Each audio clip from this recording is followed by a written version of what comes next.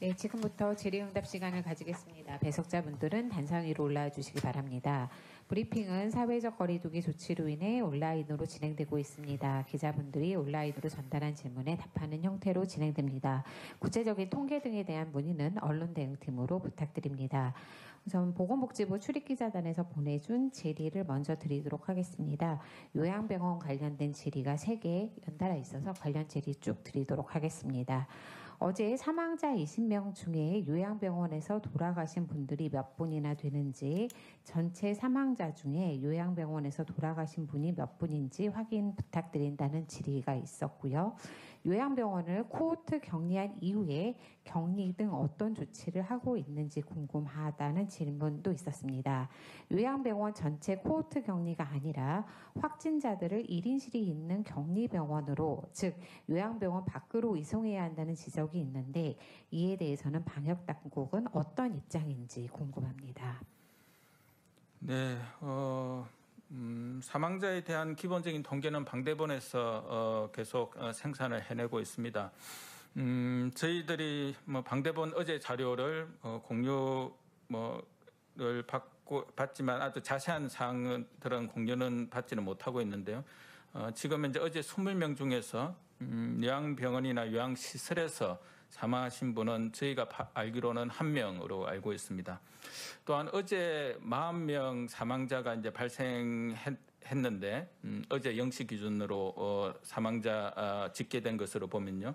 물론 어제 40명 사망자는 그 전에 연휴 기간 동안에 덜 집계된 사망자가 같이 포함이 되어서 40명으로 늘어났다는 것은 충분하게 설명을 드렸고, 그중에서 요양병원 요양시설에서 사망한 경우는 저희들이 파악하기로는 한 5명 정도 되는 것으로 파악을 하고 있습니다. 물론 요양병원에서 감염병 전담병원으로 가신 분들, 감염병 전담병원이나 중환자실에서 사망하신 분들도 있을 것입니다. 말씀드리는 것은 오늘 1명이라는 것은 요양병원 요양시설에서 한 분이 사망하셨다는 거고요. 어제 40명 중에서 요양병원이나 요양시설에서 사망하신 분은 한 5명 되는 것으로 저희들이 파악을 하고 있는 사항들입니다. 네. 그다음에 코호트 격리 이후에 어떤 조치를 이제 취하고 있느냐라는 부분들인데요. 그리고 거기에 이제 상황에서 좀 환자들을 다른 곳으로 좀 빼야 되지 않겠느냐라는 부분들, 환자든 접촉자든 그런 어떤 취지의 말씀이신 것 같습니다. 코호트 격리를 이제 하게 되면 주로 지금 현재는 그 질병 방대본의 역학조사팀과 그다음에 지자체의 역학조사팀이 같이 합동을 해서 코호트 부분들을 조치를 할지, 그건 동일 집단 격리를 조치를 할지 말지를 판단하고, 동일 집단 조치를 만약 한다고 하면 확진자들은 어떻게 하고, 그다음에 접촉자들을 다시 밀접 접촉자와 그다음에 단순 접촉자 이렇게 나누어서 어떻게 구역을 설정해서 관리를 해라라는 그런 이제 지침을 이제 내리게 됩니다. 그 이외의 사항들에 대해서는 지자체에서 관리를 하고, 병원에서 필요한 인력 지원이 필요한 것 있으면 외부에서 인력을 투입을 하고, 그렇지 아니면 병원에 있는 인력을 이 그런 환자들을 일단 관리할 수 있도록 하고 있습니다. 다만 조금 부연 설명을 드리면 코호트 동일 집단 격리를 한다고 해서 확진자나 접촉자를 전혀 빼내지 않고, 그러니까 다른 곳으로 전원시키지 않고 모두 다 한 병원 내에서 같이 관리를 하는 그런 의미의 동일 집단 격리는 아닙니다. 동일 집단 격리를 한다 하더라도 확진자는 중증도에 따라서 또는 병상 어느 정도 감염병 전담병원으로 전원시킬 수 있다고 판단이 들면 확진자들을 전원을 시키거나, 아니면 확진자는 소수이지만은 접촉자들이 상당히 많은 경우에는 그런 오히려 이제 역으로 접촉자들을 이제 빼내는 그러한 어떤 방안 조치들을 이제 취하게 됩니다. 그래서 동일 집단 병원 격리를 하더라도 확진자 접촉자를 전부 다 똑같이 다른 곳으로 절대 전원시키지 않고 병원 내에서 관리하는 그런 코호트 격리 조치는 아니다라는 말씀을 드리고, 지금 현재 있는 코호트 격리 병원들도 전부 다 확진자들을 가급적 빼내어서 내부에서 있던 밀집도를 줄이기 위한 조치들이 이제 같이 이루어지고 있다라는 말씀을 드립니다. 또한 수도권의 이제 요양병원이나 요양시설 같은 경우는 수도권 권역 공동 대응반이 있습니다. 그쪽과 환자 상태를 계속해서 정보를 교류하면서 전원시킬 수 있는 환자들은 전원을 시키는 조치들이 계속해서 이루어지고 있다라는 말씀을 드립니다.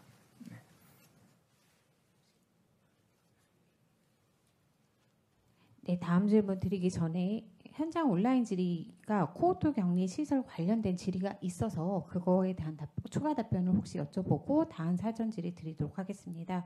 한국일보 임소영 기자님 질의입니다. 코호트 격리 시설로 지정하는 기준이 무엇인지 구체적으로 설명 부탁드립니다. 또 코호트 격리가 결정되면 중앙방역당국이나 지자체 차원에서 각각 지원받는 부분이 있는지, 있다면 구체적으로 어떤 지원이 이루어지는지 궁금합니다. 네, 코호트 병원 동일 집단 격리로 되는 부분들은 현장의 긴급 대응반, 그러니까 역학조사관, 중앙의 방대본의 역학조사팀, 그리고 지자체 역학조사팀이 공동으로 긴급 대응반을 구성을 해서 초기에 이 병원의 어떤 감염 위험도라든지, 그다음에 향후 확산 가능성 이런 부분을 전반적으로 판단을 해서 코호트 동일 집단 격리 병원으로 이제 지정하는 부분입니다. 이게 뭐 몇 명 이상이면, 확진자가 몇 명 이상이면 동일 집단 격리고 그렇지 않으면 아니다라는 그런 어떤 명쾌한 그런 기준은 없는 것으로 저희들이 알고 있고, 이 부분은 현장 긴급 대응반이 가서 판단했을 때 여기는 코호트 동일 집단 격리를 하는 것이 좋겠다. 다만 확진자는 어떻게 전원을 시키고 확진자를 전원을 시킬지, 아니면 접촉자를 전원을 시킬지, 아니면 확진자와 밀접 접촉자를 다 같이 전원을 시킬지, 그래서 밀집도를 어떻게 낮출지에 대한 부분들은 그런 어떤 긴급 대응반의 어떤 조치들을 통해서 이루어진다라는 이제 말씀을 드립니다. 그다음에 코호트 동일 집단 격리 병원으로 이제 되면 병원에서 여러 가지 이제 어려움들이 있을 겁니다. 왜냐하면 의료 인력들도 감염이 되어서 감염이 되거나 또는 자가 격리가 되어서 진료를 이제 보기가 어려운 그런 이제 사항들이 있어서 그런 경우에는 외부의 어떤 의료 인력의 지원 요청을 이제 하게 됩니다. 그런 이제 지원 요청들에 대해서는 지자체 또는 중수본에서 지원을 해주는 방식으로 해서 어떤 의료 서비스가 공백이 되지 않도록 하는 조치들이 이제 이루어지게 됩니다. 그리고 그러한 부분들과 관련되어서 계속해서 지자체 수준에서 모니터링을 하고는 있습니다만은 저희들이 파악한 바로는 이제 여기에 규모가 상당히 이제 커지게 되는 경우에는 지자체에서 대응을 하기가 또 모니터링 하기가 상당히 좀 어려운 그런 이제 상황인 것 같습니다. 그래서 뭐 어제도 그제도 뭐 안내를 해드렸습니다만은 중수본 내에 별도의 어떤 긴급 대응팀, 그러니까 지금까지는 방대본과 지자체의 긴급 대응반 형태로 구성이 되었는데 여기에 중수본에서 병상의 활용과 관련되어서 또 이 환자들 어떻게 전원시킬 것인가에 대해서 현장에서 좀 더 신속하게 의사결정을 하고 한 2, 3일 정도는 이게 제대로 이행이 되는지를 모니터링하기 위한 그런 어떤 팀을 별도로 만들어서 같이 3자가 대응을 하는 방식으로 이제 대응 부분들을 개선을 하고자 합니다. 오늘부터 긴급 대응팀이 만들어져서 바로 어떤 현장으로 투입이 되어서 필요한 조치를 할 수 있도록 저희들이 이제 준비가 되어 있는 상황입니다. 네, 다음 질문 드리겠습니다. 요양병원 집단 감염 대응반은 어느 정도 인원, 어떤 인적 구성으로 언제 만들어졌는지 궁금합니다. 발생 초기 단계는 지냈지만 동일 집단 격리 진행 중인 요양병원들에도 투입해 재평가할 계획인지, 향후 집단 감염 발생 시 투입할 계획인지 궁금합니다. 현장에서 한겨레 신문 기자님 질의도 거의 동일해서 같이 드리도록 하겠습니다. 오늘부터 중수본 긴급 현장 대응팀이 운영된다고 했는데 의료진이나 간호 인력을 지원하는 것 같지는 않습니다. 신속한 초동 대응을 위해 확산을 최소화하기 위해 이 팀이 구체적으로 어떤 일을 하는 것인지 궁금합니다. 네, 아마 그 현장 대응팀은 중수본의 인력만 같이 가는 게 아니고 아까 말씀드렸듯이 방대본, 그다음에 지자체 그리고 중수본이 같이 3자가 같이 초기에 가서 대응할 할 수 있는 부분들, 그리고 모니터링 계획들, 그다음에 이후에 향후 조치와 관련되는 부분들을 이제 같이 의논해서 결정을 하겠다라는 거고요. 좀 더 신속한 의사결정보다 실효성 있는 그리고 합리적인 의사결정을 하기 위한 그런 이제 방안이다라고 말씀을 드릴 수가 있겠습니다. 원래는 새로 이제 신규 집단 감염이 요양병원이나 요양시설 에서 또는 정신병원도 마찬가지고 이러한 고위험 감염 취약시설에서 집단 발병이 되면 가는 것으로 계획을 하였습니다만은 저희가 어제 미소들 병원에서 직접 이제 현장 확인을 해본 결과 좀 관리가 잘 되지 않을 수 있는 그리고 규모가 큰 그러한 어떤 병원들에 대해서는 또는 시설들에 대해서는 한번 점검을 해보는 것이 필요하겠다고 해서 오늘 몇 군데에 대해서 요 팀들이 3개 팀인데요. 3개 팀이 나누어서 규모가 큰 병원들 좀 그 이후에 환자가 계속해서 접촉자로부터 환자가 발생하는 그런 병원 시설들에 대해서는 현장 점검을 해서 필요한 조치들을 이제 할 계획에 있습니다. 그 이후에 이제 발생하는 경우에는 요 현장 대응팀이 방대본 지자체와 같이 해서 대응을 하는 그런 이제 방식으로 되어 있다라는 말씀을 드립니다. 그 다음에 인력 투입 요 3자가 이제 같이 가서 이 병원에 대해서는 확진자는 얼마만큼 어디로 전원을 시키고 또 밀접 접촉자는 어떻게 관리를 하고 또한 병원에 있던 기존 인력으로 남아있는 환자들을 관리를 하는 것이 가능한지 아니면 추가적인 어떤 중수본이나 지자체 인력 투입이 되어야 되는지 이런 부분들을 총괄적으로 초기에 어떤 계획을 수립해서 그 부분들을 중수본에서 필요한 조치들, 그리고 방대본에서 필요한 조치들, 그리고 지자체에서 필요한 조치들을 각각 역할 분담을 해서 2, 3일 내에 신속하게 더 이상 확산이나 추가적인 어떤 피해가 최소화될 수 있도록 하는 그런 방안들을 마련하기 위한 팀이다라고 그렇게 보시면 되겠습니다. 이분들이 어떤 의료 인력을 투입하는 것이 아니라 행정과 관련되는 부분들이 일단 초기에 그리고 역학조사와 관련된 부분이 초기에 세팅이 잘 되면 거기에 추가해서 필요한 인력들, 장비들 이런 부분들이 같이 어떻게 지원이 되면 신속하게 이 부분들이 확산을 저지할 수 있을까라는 부분들에 대한 대응을 하기 위한 부분 팀이다라고 그렇게 생각을 하시면 될 것 같습니다. 다음 질문 드리겠습니다. 요양병원에서는 확진자가 나오더라도 렘데시비르 등 치료제를 구할 수 없다는 지적이 나오고 있습니다. 실제로 요양병원에서 렘데시비르가 투약된 사실이 없는지, 사실이라면 왜 공급이 안 되는지 궁금합니다. 또 요양병원에서는 확진자에 대해 어떤 치료가 이루어지고 있는지도 확인 부탁드립니다. 예, 전략기획반장입니다. 아마 이 렘데시비르 투입 부분은 질병청에서 좀 더 정확하게 알고 있는 사항인지라 치료제의 그 운영 현황에 대해서는 오후 방대본 백브리핑에서 질의하시는 게 맞을 것 같습니다. 그리고 참고로 지금 답변 도중에 질병청에서 제가 좀 연락을 받았는데 어제 사망자 20명 중에서 사망 장소가 요양병원인 분은 없다라고 합니다. 현재까지 지금 모든 분들이 20명 모두 요양병원이 아닌 곳에서 사망하신 분들이라 그러고 2월부터 현재까지 사망 장소가 요양병원이신 분은 총 53명이고 어저께 40명도 요양병원이 사망자이신 분은 아까 윤태욱 장이 말씀하신 대로 한 5분에 불과한 걸로 지금 그렇게 답변을 받았습니다. 다음 질문 드리겠습니다. 동부구치소에는 기저질환자, 고령자만 남아있는 게 맞는지, 현재 남아있는 수용자 현황과 추가 사망자가 우려되는 부분이 있는지 설명 부탁드립니다. 네, 이번 동부구치소의 사항들은 좀 법무부를 통해서 조금 더 저희가 좀 사항을 좀 파악을 해야 될 것 같은데요. 기본적으로 이제 그 동부구치소 같은 경우는 지금 법무부의 그 의무소가 안에 있기 때문에 그쪽하고 그 다음에 법무부의 해당 과하고 그 다음에 저쪽 방대본에서 역학조사 팀들이 가서 여하튼 사항에 대해서 어떤 진단을 추가적인 어떤 조치 사항들에 대해서 같이 의논을 해서 그 부분에 대한 조치들이 이루어지고 있는 것으로 알고 있습니다.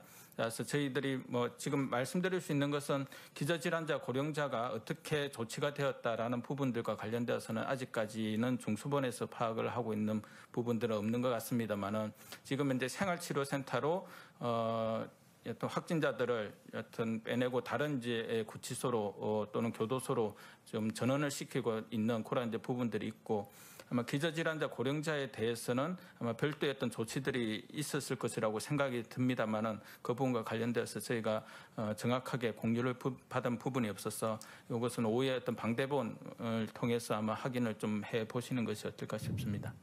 네, 다음 질문입니다. 최근 열흘 새 치명률이 상승 추세에 있습니다. 왜 그런지 현 추세가 앞으로도 유지될 것인지 설명 부탁드립니다. 네, 저희들이 파악한 바로는 치명률은 걱정을 하고 있는 사항들은 아닌 것 같고요. 1.4% 수준에서 계속 유지를 하고 있는 것 같습니다. 예전에 이제 수도권 집단 발생이 나타나기 전까지 한 1.7 내지 1.8%까지 일단 올라갔다가 수도권에 이제 환자들이 이제 급증하면서 보통 확진자 수가 많아지게 되면 어차피 사망으로 이어지는 것까지는 시간적 차이가 많이 걸리게 되니까 낮아지는 그런 경향들이 있었습니다. 그래서 1.78%까지 올라갔던 부분이 1.5%, 1.4%대까지 현재 떨어지고 있고 지금 현재 최근 일주일 동안에는 1.4% 수준을 계속 유지를 하고 있는 것으로 알고 있습니다.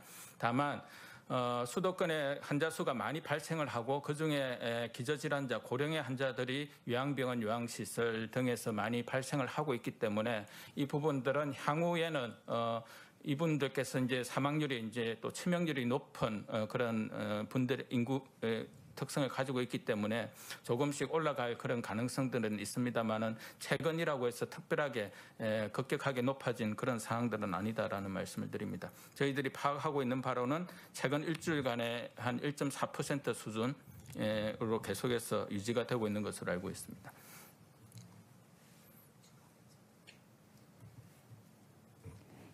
네, 다음 질문 드리겠습니다. 우선 사전 질의 6번 질의 먼저 드리고 5번 질의 드리도록 하겠습니다. 서울 동부구치소에서 이송된 확진자가 확진 판정을 받은 서울 남부구치소와 강원 북부교도소에서는 어떤 방역 조치가 취해지고 있는지 궁금합니다. 이송 후 확진 판정을 받은 분들은 1인 1실 등 격리가 제대로 된 상태였는지 다른 추가 전파 가능성은 없다고 보시는지 답변 부탁드립니다. 네, 보통 확진 판정을 받으신 분들에 대해서는 엄격하게 조치가 당연히 이제 취해질 것이라고 보고요. 아마 그렇게 저희들이 정확한 사항들을 지금 현재는 파악은 하기 어렵습니다만은 아마 다른 교도소로 가신 분들 중에서 아마 밀접 접촉자들 중에서 이제 분산시키기 위해서 다른 교도소로 이송이 되신 분들이 있을 것입니다. 밀접 접촉자도 거의 확진자에 준해서 1인 1실로 조치가 이제 취해지는 것이기 때문에 아마 그 교도소의 어떤 다른 이제 그 교도소에 원래 계셨던 분들로 확산이 되는 그런 가능성들은 좀 상당히 낮지 않을까라는 그런 판단을 하고는 있습니다. 네, 마지막 사전 질의입니다. 최근 확진자가 급증하고 있는 요양시설, 교정시설, 종교시설 등에 대해 이들 시설의 특성을 감안한 어떤 방역 조치를 시행해 왔는지, 그럼에도 불구하고 어떠한 한계들이 있었는지, 현재의 심각성을 감안해 앞으로 어떤 대책을 추가로 시행할 예정인지 각각 상세한 설명 부탁드립니다. 네, 질문 자체가 상당히 좀 포괄적이긴 합니다만은 기본적으로 종교 시설에 대해서는 저희가 종교계가 계속 이제 협의체를 가동을 하면서 문체부, 중수본, 종교계가 협의체를 가동을 하면서 종교계의 어떤 적극적인 협력을 구해왔고 지금 현재는 연말연시 방역 강화 대책에 따라서 좀 더 강화된 조치, 비대면 예배를 기본으로 하고 그다음에 대면 예배는 하지 않도록 만약 비대면 예배 때 인원이 준비를 하는 인원수도 좀 제한을 하고 안에서 취식이나 이런 식사를 이제 금지를 하는 그런 조치들이 교계 등과 협조를 통해서 이루어지고 있는 부분입니다. 다만 이것이 100% 모든 교회에서 다 지켜지기라는 것은 현실적으로 좀 어려운 부분들이 있어서 이런 것들이 잘 지켜지지 않는 곳에 대부분이 소규모 교회이긴 합니다만은 그런 곳에서 간간히 발병이 나타나고 있는 상황들이지만 최근에 큰 규모의 어떤 교회에서는 아직까지는 발병이 되지가 않고 있다라는 부분들은 교계에서 적극적으로 협조를 해주시고 있는 부분이라고 생각을 합니다. 교정시설과 관련되어서는 사실은 예전에 이제 광주에서도 교도소에서 좀 소규모의 어떤 집단 감염이 이제 발생을 해서 계속해서 어떤 교정시설 대한 방역 강화 대책은 계속해서 강화를 해오고 있습니다. 특히 신규 종사자들, 근무자들에 대한 부분뿐만 아니라 신규로 입소하시는 분들에 대해서는 신속 항원 검사를 일단 하고 그다음에 일정 기간에 거쳐서 기존의 그 시설로 다시 이제 들어갈 때는 PCR 검사를 통해서 감염 여부를 판단을 한 후에 들어가는 조치들을 지금 이제 하고 있다라는 이제 말씀을 드리고 교정 시설에서도 이런 방역 강화 조치들이 방역 수칙에 대한 부분뿐만 아니라 검사에 대한 부분들을 강화함으로써 추가적인 어떤 전파가 이루어질 수 있도록 하는 노력들이 이루어지고 있습니다.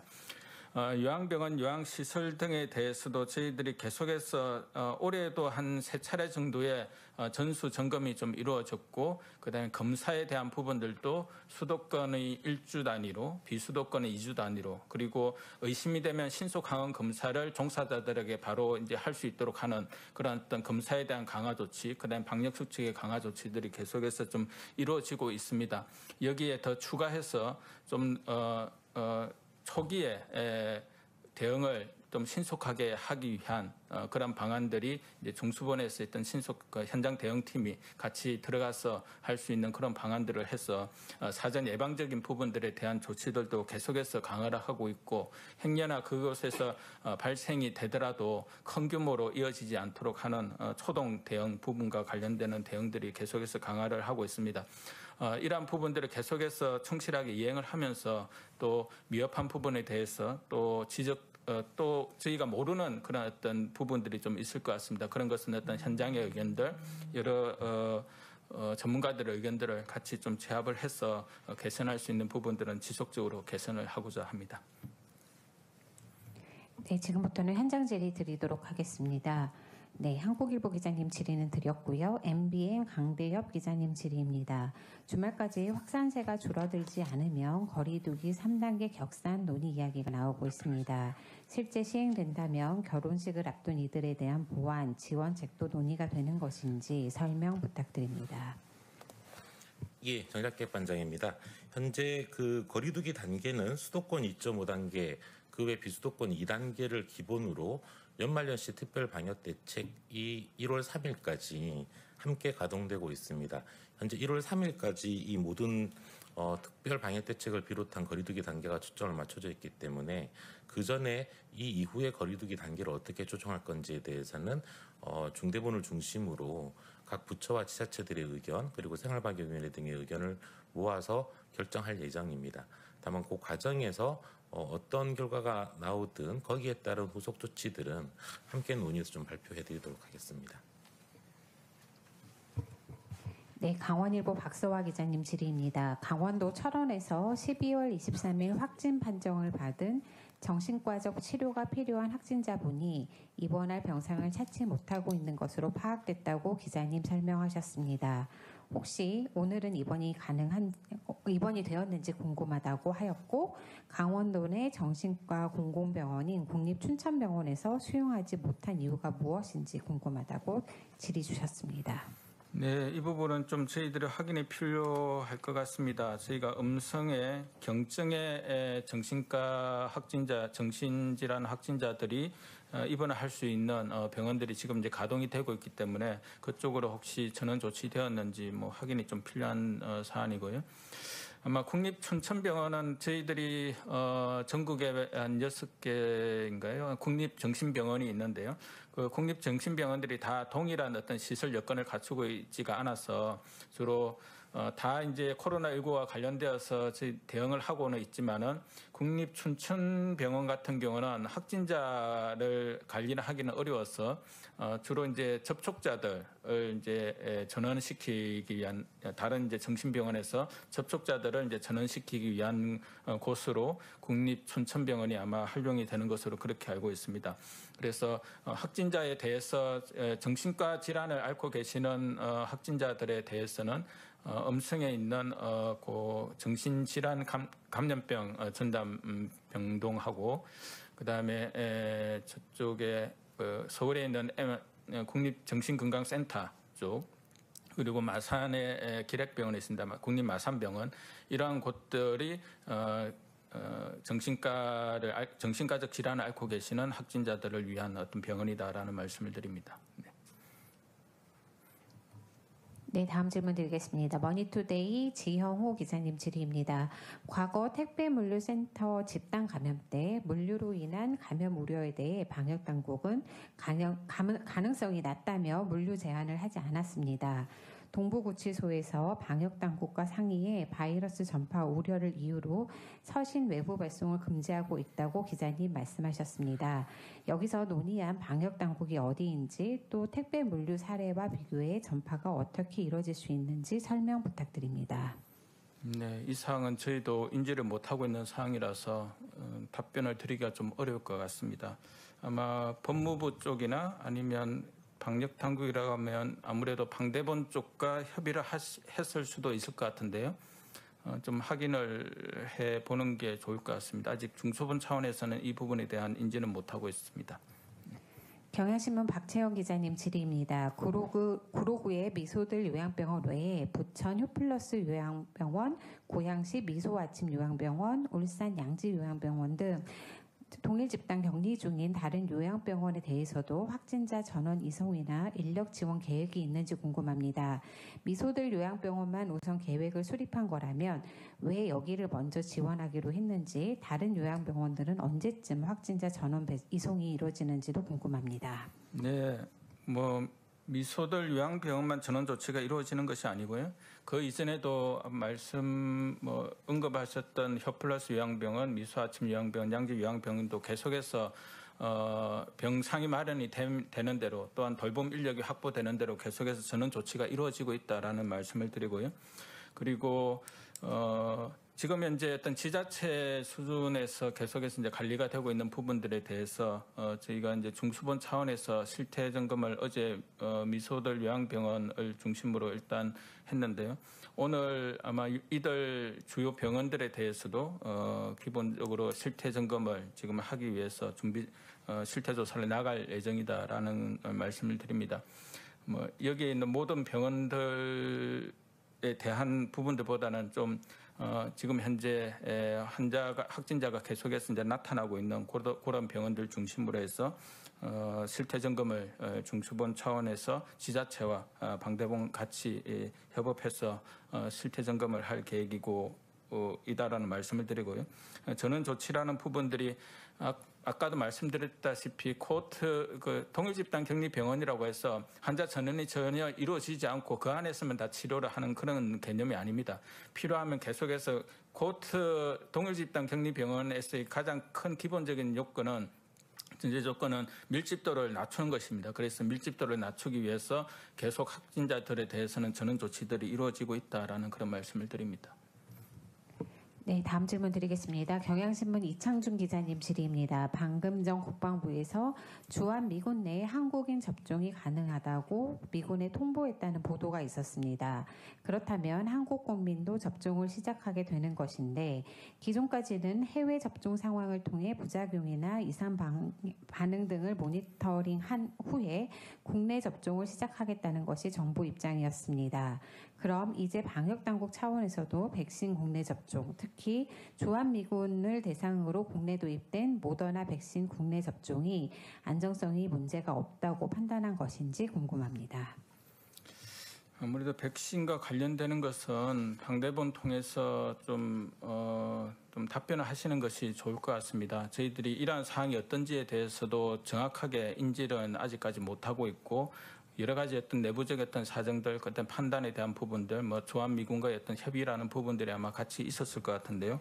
그런 사정들을 조금 안 다음에 답변을 해드리는 것이 좀 더 정확한 정보를 제공해 드릴 수 있을 것 같아서 저희 이 부분과 관련된 백신 접종과 백신과 관련되는 사항들은 방대본을 통해서 좀 확인해 보시는 것이 보다 정확한 정보를 아실 수 있을 것이라고 생각하고 있습니다.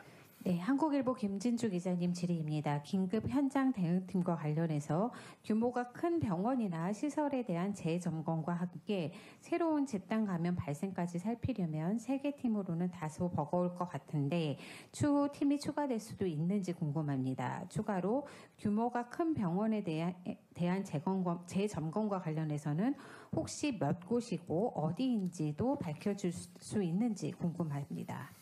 네. 이 3개 팀이 곧 한 동일 집단 격리를 하는 시설이나 병원을 계속해서 맡는 것은 아니고요. 아까 말씀드렸다시피 이들 병원에 대해서는 초기 판단이 매우 중요합니다. 그리고 어떻게 환자들을 이제 전원을 시킬지 그리고 인력을 얼마만큼 투입을 시킬지에 대한 초기 판단이 중요해서 초기에 2, 3일 정도 신속하게 의사결정을 내리고 좀 효과적인 대응을 할 수 있는 그러한 부분들을 하기 위해서 3개 팀 정도로 구성을 했고요. 여튼 하루에 3개 이상의 집단 감염이 이제 3개를 초과한 집단 감염이 발생하는 경우에는 저희가 추가적으로 중수본에서 추가 인력들을 해서 투입을 할 것이라고 할 계획이지만 지금 현재는 전국에 동시다발적으로 일단 3개까지는 일단 감당이 가능할 수 있도록 그렇게 지금 현재 하고 있습니다. 필요하면 추가적인 팀을 구성을 해서 현장 대응팀을 일단 만들도록 그렇게 할 계획입니다. 그리고 재점검과 관련되어서는 오늘 정확하게 어디다라는 것을 말씀드리기는 조금 어려운 상황이고요. 한 4곳 정도 가서 진행 사항들이 어떻게 되고 있고 실제 병원이나 시설에서 어떤 대응들이 얼마만큼 효과적으로 이루어지고 있는지를 점검할 계획이다라는 말씀을 드립니다. 네, 서울신문 이범수 기자님 질의입니다. 방역당국에서는 치명률의 위험 수위를 보통 어느 정도로 보고 있는지 설명 부탁드립니다. 치명률의 위험 수위라는 게 제가 정확하게 잘 이해가 되지가 않아서 일반적으로 코로나19의 치명률 수준이 어느 정도인가라는 것을 여쭤보시는 건지 조금 더 구체적으로 좀 제가 좀 파악을 했으면 좋을 것 같은데요.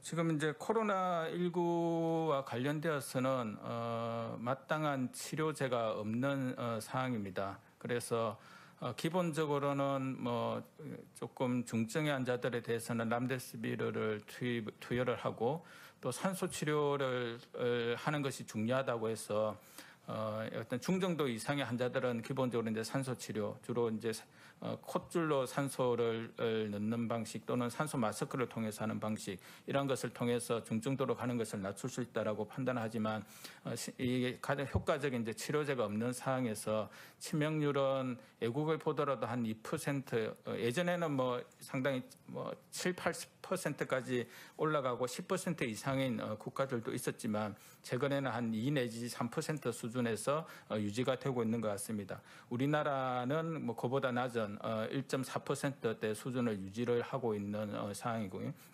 다만 특별한 치료제가 없지만은 치명률이 상당히 높아지는 연령군대는 있습니다. 60대, 70대, 80대 이가로 갈수록 치명률이 급격하게 높아지는 그런 특성들을 가지고 있어서 결국에는 이러한 고령의 기저질환자들이 얼마만큼 감염이 되느냐에 따라서 치명률이 대부분 다 결정이 되는 그런 방식으로 지금 현재 되어 있습니다. 따라서 이러한 어떤 고위험군을 어떻게 이제 관리를 하는 것인가라는 것이 치명률을 효과적인 치료제가 여튼 투입이 되기 전까지는 뭐 그런 부분이 있고 백신이 나중에 나오면 치명률을 낮추는 것도 뭐 효과가 있겠지만은 이러한 고위험군이 일단 발병 자체를 낮추는 그런 효과가 있어서 전반적인 어떤 치명률 감소 효과로 이어지지 않을까라고 생각을 합니다.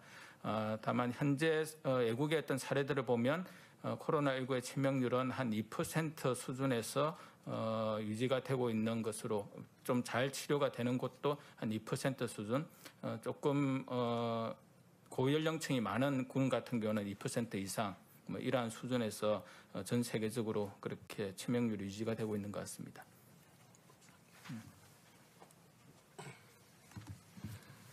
예, 전략계획 반장 조금 보충 답변 드리겠습니다. 우리나라의 치명률은 매일 오후 2시 방대본 쪽의 보도자료에 첨부로서 항상 제공되고 있습니다. 그래서 전체 치명률과 남녀 간의 성별 치명률 그리고 연령대별 치명률도 함께 제시가 되고 있습니다.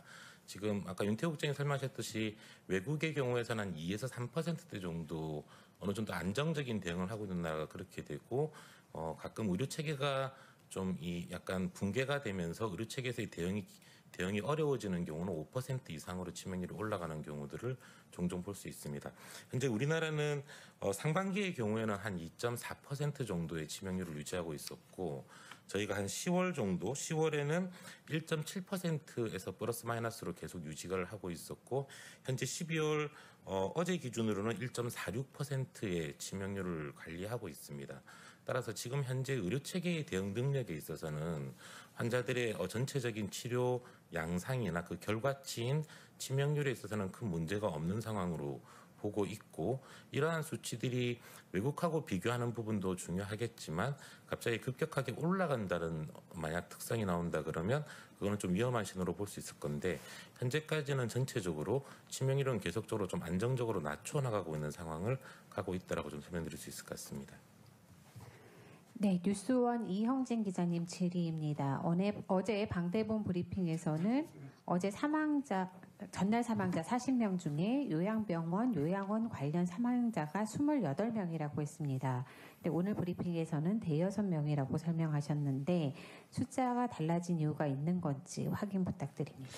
아마 방대본에서도 아마 그 28명이 다 요양원에서 사망하신 분은 아니라고 아마 설명을 했을 것 같은데요. 제가 이제 크게 이제 두 가지 부분인데 요양병은 이제 사망 당시에 어디에서 사망을 했느냐 장소의 개념으로 보면 사망 당시에 요양병원이나 요양원에서 계셨던 분이 한 6명 정도라고 아까 말씀을 드렸던 거고요. 아마 28명이라는 것은 요양병원 요양원에 계셨다가 이제 확진이 되자 말자 전원 조치를 통해서 주로 전원 조치는 감염병 전담병원이나 아니면 이제 뭐 어떤 준중환자실이나 중환자실이 있는 다른 이제 상급 종합병원으로 전원이 될 수도 있을 것 같은데요. 그러한 곳은 이제 전원이 되신 분들 중에서 요양병원, 요양원에서 전원이 되신 분들을 다 합치면 아마 28명 숫자는 놓을 수 있을 것 같습니다. 지금 말씀을 드렸던 그리고 어제 제가 말씀을 드렸던 6명이다라는 것은 사망 당시에 그런 어떤 감염병 전담병원이나 상급 종합병원으로 전원이 된 것이 아니라 요양병원 요양시설에서 계시다가 사망하신 분이 다 6명 정도 된다라는 것입니다. 그렇게 이해를 해주시면 될 것 같습니다. 네, 마지막 질문 드리겠습니다. 경향신문 박채영 기자님 추가 질의입니다. 미소들 요양병원 외에 다른 요양병원들의 확진자의 전체 인원 이송이 언제 이루어졌는지 아니면 이루어지는지 확인 부탁드립니다. 네, 이 부분은 사실은 뭐 계속 전원 조치가 이루어지고 있기 때문에 언제까지 전원 조치가 이루어진다라는 부분에 대해서는 또한 전원 조치가 되지 않고 거의 그 요양병원 증상이 워낙 경미해서 요양병원 등에서 격리 해제가 되시는 분들도 있을 수가 있습니다. 그래서 이분들을 언제까지 뭐 몇 명을 다 전원 조치시키겠다라는 부분들은 조금 확인해서 좀 알려드려야 될 것 같습니다. 그 부분은 언제인지를 지금 현재 당장 말씀드리기는 조금 어려운 부분이 있다라고 좀 이해를 해주시기 바랍니다. 네, 더 이상 질문이 없으셔서 질의응답은 이것으로 마치겠습니다. 마무리 말씀 간단하게 부탁드립니다. 네, 이제 올 한 해가 오늘 내일 이틀밖에 남지 않았습니다. 그동안에 많은 국민들께서 방역에 적극적으로 동참을 해주시고 또 위기 상황에서는 국민들께서 방역의 주체가 되셔서 지금까지 위기들을 계속해서 극복을 해올 수 있었다고 생각을 합니다. 그런 국민들의 협조에 힘입어 방역당국과 보건당국 그리고 중대본에서는 계속해서 위기를 슬기롭게 극복을 하고자 최선의 노력을 다 해왔고 지금 현재도 그렇게 하고 있다라는 말씀을 드립니다.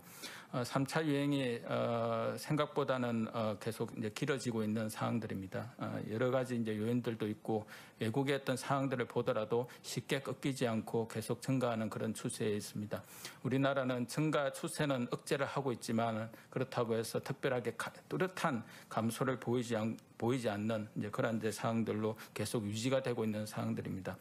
연말연시 특별 방역 대책이 1월 3일까지입니다. 가족들과 함께 외부에서 여러 오붓한 시간을 보내고 싶으시겠지만 올 한 해 연말연시는 집에서 머물러 주시기를 다시 한번 봅니다. 지금 현재는 마스크 착용, 손 씻기 등과 같은 개인 방역 수칙도 물론 중요하겠지만은 무엇보다 더 중요한 것은 접촉의 기회를 줄이는 것이 가장 중요하다고 판단을 하고 있습니다. 지금까지 협조해 주시고 연대해 주신 국민들의 지금까지 노력들이 계속해서 이어지기를 바랍니다.